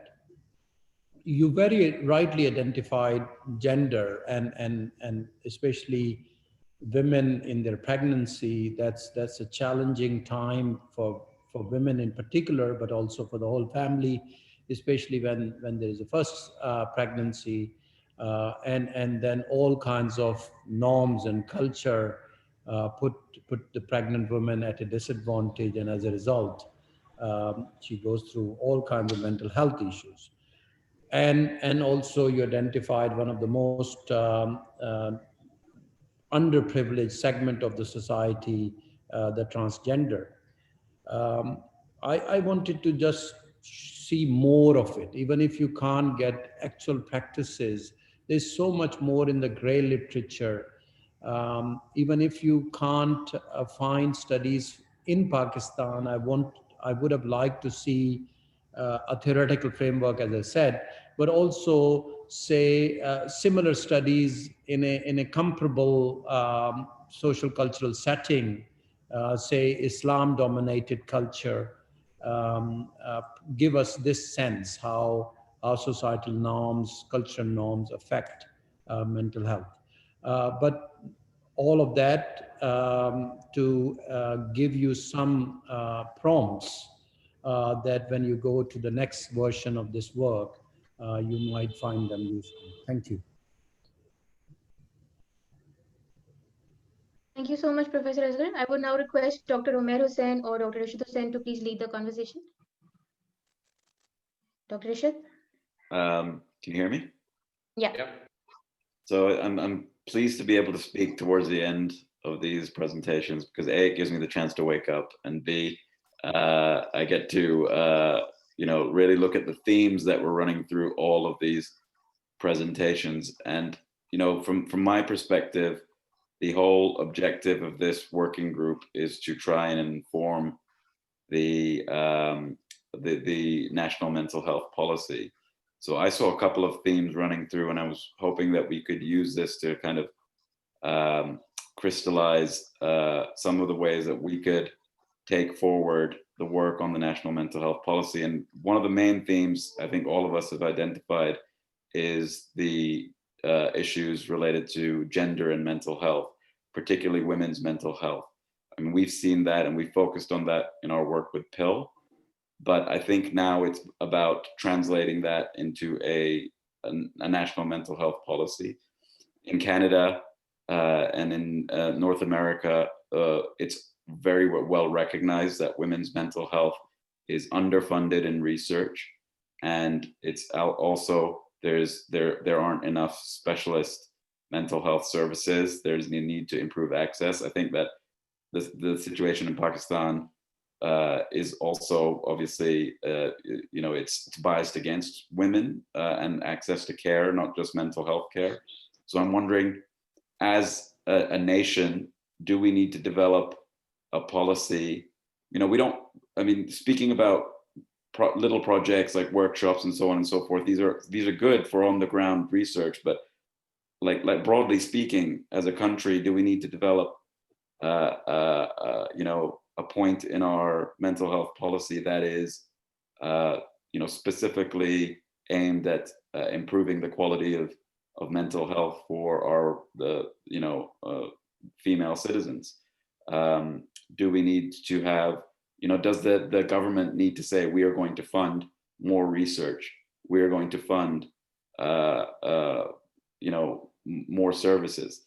So that's just one thing that I've noticed. And of course, the other point that I noticed was this broader issue, societal issue of socioeconomic deprivation and how that's a determinant of mental health. Again, we know that in other settings, but does the national mental health policy need to align with that as well in some way?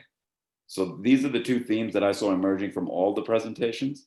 I don't know if others found the same, and if there's anything else that we can talk about as a group that that can inform the national policies is what I'm talking about, rather than more the micro. Let's talk about the macro. And can I just add something to that point?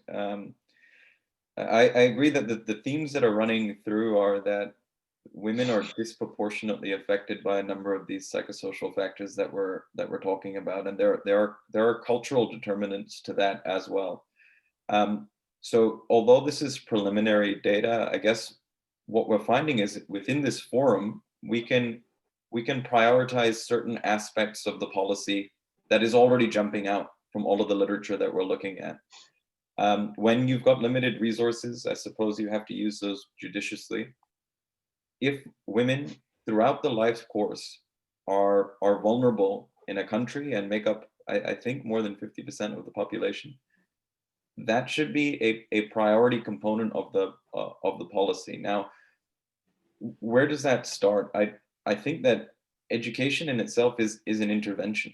There are so many themes that are running through related to disproportionate representation in, whether that's in public sector, whether that's in academic settings and within political spheres as well. I think equal representation is important, but where would that begin? I think that throughout the life course, preconception education is incredibly important, and I think that education about equality and equal representation needs to continue throughout that life course, and I think that should be prioritized as one of the first and foremost interventions to start to tackle some of these social injustices that are existing, and that really needs to be one of the priorities, because that theme is already very much there, and I think the next steps should be, as Dr. Ishad said, crystallizing what information we have, and then starting to inform the steps moving forward of how do we use the limited amount of time and resources to start to address these psychosocial determinants to ill health and probably mortality.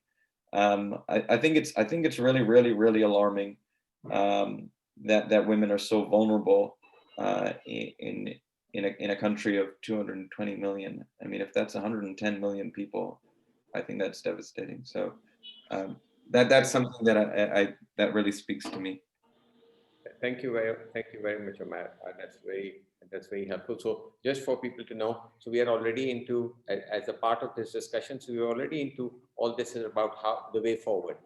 And thanks to Professor Rasa, we actually, from his closing statements, we had embarked on the journey of way forward. Can I, at this stage, request Professor Lubna Baig, who's very much there, if she would like to comment on what's gone on for so far? If Dr. Professor Lubna, you can hear me? Yes, of course, I can hear you, and I've been hearing for the last 2 hours, and I was putting in my comments, and the reason I did not speak up was because most of you were saying, you know, wo wali baat na ke wo hi mere dil mein tha. So most of you were talking about all that. I'm working with police on a couple of different issues. So, you know, that was addressed, how police are so vulnerable. And I think that's another area we need to address. I think my major comment amongst all these and the theme emerging, which I felt was not adequately addressed, maybe I'm wrong, is that we need to identify ways or address systematically how to address the stigma, because the stigma that is attached to a female saying that I'm stressed versus a guy saying stress, there's a huge gap. There's a huge gap. You know, a boss can say, you know, I don't want to talk about it today. You know, it's okay. You guys know what I'm talking about. So that's something that has not been addressed. It's not been researched as well, and was giving me different ideas. That's an area that, being in public health, that's something we can address. Because my other study, which I just completed, was violence during the times of COVID, and what came out was that people were more stressed, and that led to more violence against healthcare providers. And that's something that, you know, like, and I know in my institution, I work with Professor Iqbal Afridi pretty closely. We're trying to address and trying to identify and talking to people about how to deal with that. So if in the future work, I think that's something that would be my contribution to the group, and that's something that I like to you know, kind of take forward from here. And I must say that was a great, so far it's been going great, and I learned so much from the reviews that these youngsters have done, and the way they were doing their scoping reviews, you know, and then they've put in a good effort. So, you know, kudos to all of you one more time. Thank you very much, Professor Lubna, because that was the whole point. Is so the whole idea of this stage of our workshop is to be, so what is missing? What more do we need to do? That's exactly what you have done, to especially highlight the points that we have probably not emphasized as much on. Can I request? Can I just add something? Yeah. And again, Professor Lubna has said that she'll be happy to lead on this. This is what we need. So very, very grateful for agreeing to kind of contribute and lead on something which we so importantly want. And that's what the point of the group is, that if people can identify areas within the group that they would be more interested in working, it will greatly help and us. even name or provide, and also providers name nationally or internationally, that who can be part of this of the group for the global advisory group, so we can strengthen the work that we are doing. Remember, we still have time, but we want to bring in, like Professor Zadi's contribution was brilliant, is streamlining processes, is how do we go about making things better. So that's absolutely correct. So if I may, then Dr. Amjad, if I can bring you into it, you, mashallah, be there for a while if you're able to. Would you like to say something? If you can hear me? Fine. Maybe, so anybody else would like to add in at this time? Dr. Moti Ram? Hello, sir. Thank you, sir. You're welcome, Dr. Thank you, sir. You have given me, thank you, sir. You have given me the opportunity to bring an excellent discussion. I have very learned a lot, sir. I have learned a lot. Thank you. Thank you so much, sir. Brilliant. Brilliant. Thank you very much. So, welcome again, sir. Dr. Imtiaz Jogar. Dr. Imtiaz, it's such a pleasure to have you here. Sir आपके paper में जैसे risk factors की बात हुई है, like low level of job satisfaction, monthly income less than 36,000, insufficient time for family duty, are there many factors which you have discussed? Regarding preventive aspect working adults पे अगर हम बात करें तो there is something जिस पे हमें सबसे ज़्यादा emphasize करना चाहिए, that is technical and vocational training. इसमें गवर्नमेंट के इंस्टीट्यूट हैं लाइक नेवटेक एंड टेवटा है, इनके साथ हमें लिंकअप करके not only rehabilitation of psychiatric patients में हेल्प कर सकते हैं, रादर प्रिवेंशन में, वर्किंग एडल्ट्स में, उनकी टाइम मैनेजमेंट में, उनकी इंपॉर्टेंस में, उनकी बुलिंग को सेव हो सकता है, उनका वर्क प्लेस एनवायरनमेंट बेहतर हो सकता है और एम्पावरमेंट मिल सकती है उन लोगों को अगर हम उनको टेक्निकली ट्रेन करें। तो उसको एक इम्पॉर्टेंट एस्पेक्ट बनाएं अपनी वे फॉरवर्ड में और अपनी इम्प्लीमेंटेशन में, a collaboration with that very institute. Excellent. शुरू किया प्राइम मिनिस्टर ने उसका, उसके साथ लिंक अप कर। Absolutely brilliant. But that is a step, brings us a step closer to recovery. Absolutely brilliant. I would add, I think Dr. Imtiaz has said very well. बस एक छोटा सा point है इसमें, अगर हम मोहल्ले मदरसे के साथ जो होते हैं और मीडिया के लोग, ये तीन लोगों को भी इन्वॉल्व करें तो they can bigger the actually project the whole system we want to tell to people, like हम जो justice चाहते हैं, social justice, और जो psycho social education चाहते हैं, उसमें वो बहुत बड़ा part play कर सकते हैं।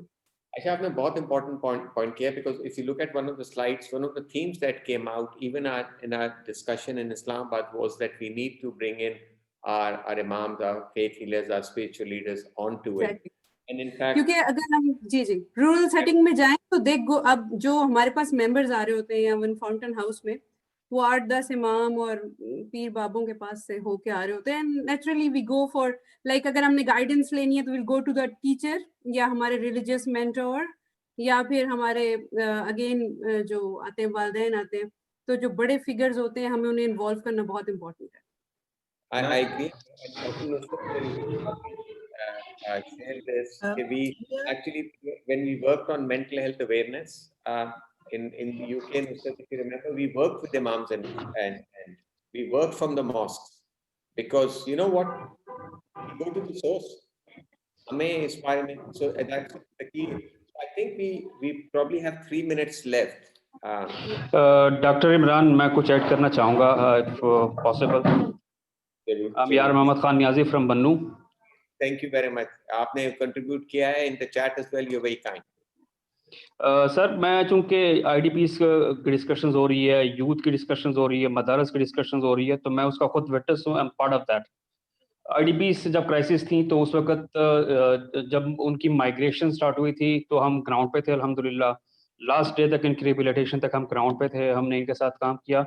एक चीज़ सर मैं थोड़ी सी मुझे गिल्टी फील हो रही है कि जब भी हम बात करते हैं कि इनको प्रिवेंट किया जाए या इनको वो किया जाए, सर हम उन लोगों से एक्सपेक्ट कर रहे हैं जो खुद मेंटल स्ट्रेस का शिकार हैं, तो वो कैसे किसी और को कर सकते हैं, बेहतर तरीके से ट्रीट कर सकते हैं।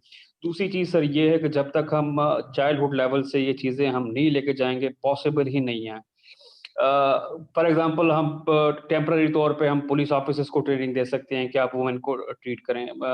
सब पुलिस ऑफिसर्स की जो अभी बात हुई इस डिस्कशन में, सेशन में, कि उनकी सैलरी कितनी है, अनएम्प्लॉयमेंट इतनी ज़्यादा है, एजुकेशन लेवल हम हर साल 1000 डिग्री होल्डर्स पैदा कर रहे हैं यूनिवर्सिटी से, उनका ना कोई स्टैंडर्ड है, उनको ना हम कोई स्किल दे रहे हैं। तो सर सारी चीज़ें मिक्स अप होके एक अनएम्प्लॉयमेंट सिचुएशन है। अगर आप सर सोशल मीडिया, क्योंकि मैं सोशल मीडिया को भी लीड कर रहा हूँ, PTI के सोशल मीडिया को, खबर पख्तूनख्वा में टेररिज्म यहाँ पे हुई है, उसने हमें बहुत ज़्यादा इफेक्ट किया है। बहुत सारे फैक्टर्स हैं, एक काइंड ऑफ होपलेस नेशन हम बनने जा रहे हैं। आप देखेंगे कोई अगर अच्छा काम कर रहा है तो उसको नेगेटिविटी की तरफ हम लेके जा रहे हैं, पॉजिटिविटी है ही नहीं। तो सर जब तक चाइल्डहुड लेवल से कोई हम इनको एंगेज नहीं करेंगे, इनके लिए हमें शॉर्ट टर्म, मिड टर्म और लॉन्ग टर्म पॉलिसीज बनानी पड़ेंगी। तो इसी की बेस पर हम इनको कर सकते हैं। मैं आप लोगों की तरह ना तो साइंटिस्ट हूँ, ना साइकाट्रिस्ट हूँ, ना ही वो हूँ, लेकिन क्योंकि मैं ग्राउंड से हूँ, कम्युनिटी से हूँ, तो मैं ये फैक्टर मुझ पर खुद गुजरे हैं, तो मैं जानता हूँ कि क्या होता है कम्युनिटी में और हम इसको किस तरह एड्रेस कर सकते हैं। Thank you so much. Thank you so much. I would like to now request Professor Nusrat Hussain in the last 1 minute to please address the audience for a thank you note, because we are just left with 1 more minute, sir. Thank you very much. I would like to have more than a minute because it's important. I would start with thank you very much, all of you, but I would want to make a request here today. The task is so huge, ये bill cannot do it. It's not possible. So हमारे पास है people like Professor Zaidi. We have got Professor Imtiaz. We have got Professor Lubna. We have got Professor Heather Naqvi. Such resources. People like Yar Mohammed. अच्छा, एक academic side है, एक on the ground side है. हमें at this stage academic side से ज़्यादा support की ज़रूरत है. If you are able to suggest some people who are able to work with the core pill team, क्योंकि हम जितना भी लिटरेचर पढ़ें हम नहीं कर सकते, और इसके लिए हमको चाहिए, हमने already we have gone through half of the time, हमारे 8-9 महीने गुजर गए, and this is where we are, और हमें बड़ी अपॉर्चुनिटी है to be able to present this to the parliament. तो मेरी आप सब लोगों से रिक्वेस्ट है कि इफ यू कुड काइंडली, उन लोगों को हम एकेडमिकली सपोर्ट करेंगे, उनकी पब्लिकेशंस होंगी, but we need to do that कि ईच सेक्शन में अगर कोई स्मॉलर वर्किंग ग्रुप्स बन जाएं, who is able to take that forward. Thank you very much. Brilliant presentations. आप लोगों का बहुत बहुत शुक्रिया. Thank you very much and खुदा हाफिज. Thank you everybody. Allah Hafiz. Allah Hafiz.